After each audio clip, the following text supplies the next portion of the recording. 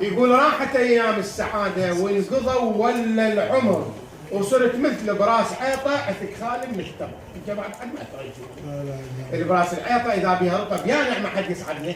زين ايش بصرك اذا عثق ومشلحف ويابس وفرد من له حاله؟ راحت ايام السعاده وانقضوا ولا العمر صرت مثل براس عيطه عثك خالي من التمر. صرت مثل براس عيطه مشلحف وما ينوجن، لا حلاوه الذوق منه لا به ولا من شتو. مثل رحب غير ميده ومبرم بلايه غزي وصار حكي قاله وكان مدحوش بكبر. قبل الرحه ما يردون يطحنون يسوي لها ميده على مود تجمع والمبرم بلايه غزي يسمونه عود ومذهوب، يعني ما له فرق قياسات معينه. وصار حكي قاله وقام يحكي بلا نفع، وقمت اقوم بغير واهس وادفع بروحي دفع. راحت ايام السعاده مثل سن اللي ينشلح. تبين هذا السن اللي ينشلح مشكلته اول مره يخرب وجهك ومنظرك وجهك يصير بقص. صح لسانك ابو عمار. يخرب حكايتك تصير وثه. ثلاثه يخرب معدتك متاكل لك الحيله بلا ما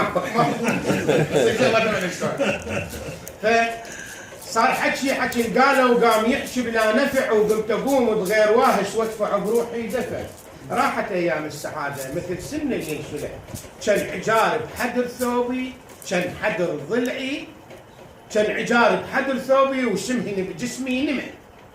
يقولون اثقل الزواحف بالحشرات هي العقرب، اذا ارادت تمشي على جسم الانسان يحس بثقلها. زين خلي الموقف يكون تتصوره انه واحد قارصته عقرب ورجله جاي تصير سوداء شويه ورا شويه، شو يكون موقفه؟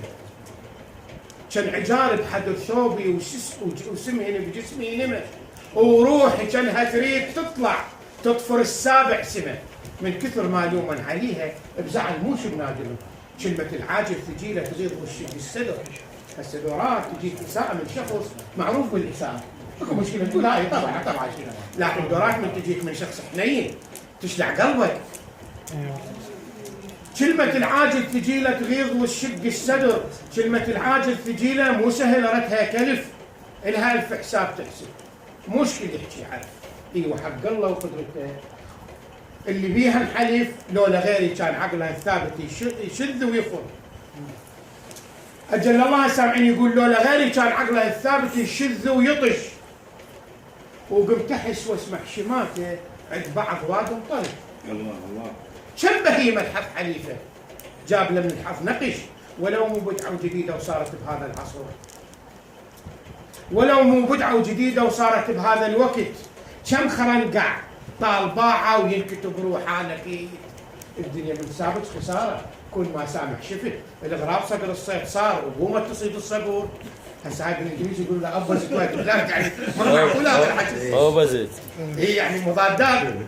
الغراب صقر الصيد صار رفع ينحانه وغزى مثل فرعون ويا موسى، تالي ما تالي اختزى.